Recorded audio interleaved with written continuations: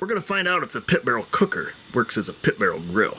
We've used the pit barrel cooker, if you will, as a smoker to cook our meat, our ribs and the chicken and pork butt and meatloafs and all kinds of stuff, using it as a conventional like oven, if you would.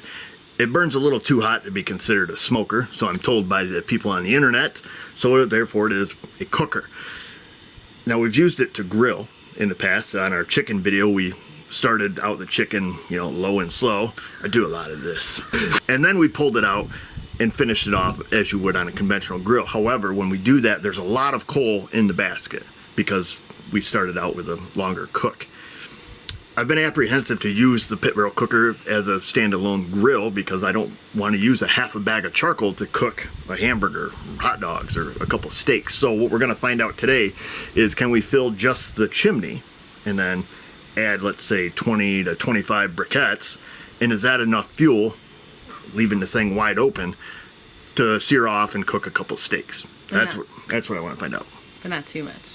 And not too much. Or not too little. My fear is too little. Oh, you're I predict that it may not be enough heat mass at that distance. We may have to sear them further in on the inside, but it would be nice to use it as a grill up on top, because let's be honest, reaching over the things, it's not ridiculous, but yeah, it's awkward. You lean on it, it's super greasy, you get it all over you. Not that I'm afraid of being dirty, but I'm just, it's nice if it's up on top, I guess is all I'm getting at. Sure. That looks like it's ripping pretty good. We're just gonna kind of put it over here. Whole experimental. I figured leave it in a pile here until it really gets going and then just kind of spread it around, right? What do you think, so? I'm not the griller.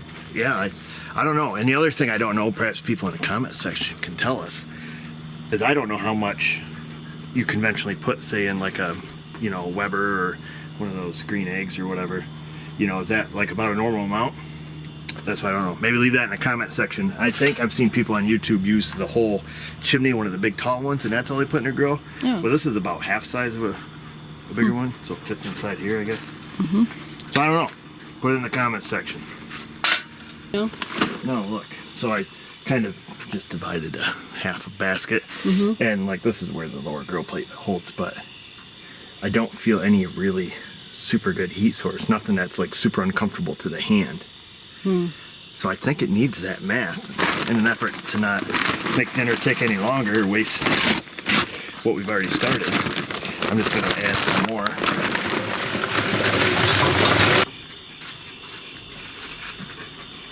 So essentially, I would say this, I've moved them around a little bit, and essentially it just covers the bottom of the basket. We'll call it one layer thick. I threw a couple little pieces of hickory stick in there to kind of maybe help promote the draft and get her ripping good, but now it is uncomfortably warm even at this height. So I do believe that you need the whole bottom covered. So that's what you're discovering? I think that's what we're figuring out, because obviously when it was half, it was wasn't really that good. I'm gonna throw a couple little pieces of hickory in there. Oh, yeah. Very important. Very. We just got a couple grocery store ribeyes. Nothing fancy. Alright, it's got some sizzle. Alright, that's the sound we like to hear, I guess. All we put on them was a little bit of coarse salt and coarse ground pepper. That was it. Probably a little too much. See, not real good sear marks there, okay? It sounds like it's ripping. I think perhaps if you want the good sear, you might have to be down on that other shelf or have a full basket. But I mean, it's gotta, yeah, like this spot right here is definitely uncomfortably hot. This over here, not so much, so perhaps it has a, bit of a hot spot. Yeah, I don't know. I think it depends on how the wind blows. So perhaps being down in, but boy, I think if you're grilling down in and you have it ripping like that, you're probably gonna want a glove on. Are you coming? I think they're ready, Miss Though. You think they're ready? Yeah, feel that, baby. That's mid-rare, probably. There's that little guy.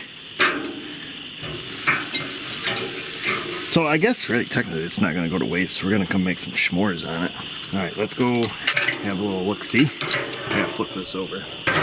I think it's obvious you can grill a steak on the pit barrel But is it efficient? I guess this is my question, you know.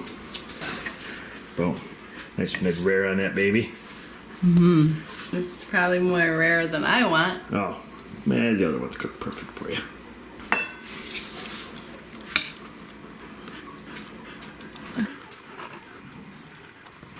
What's your general consensus? It's good.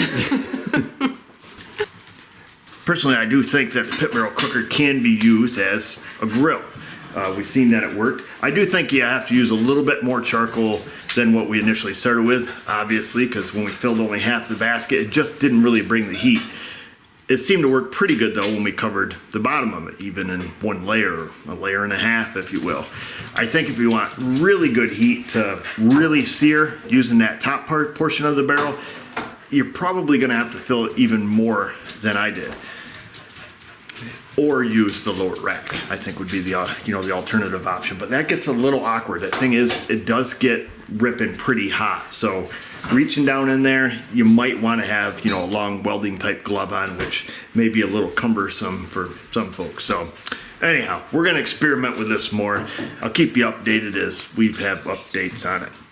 And just update me down in that comment section, and we'll see you guys later.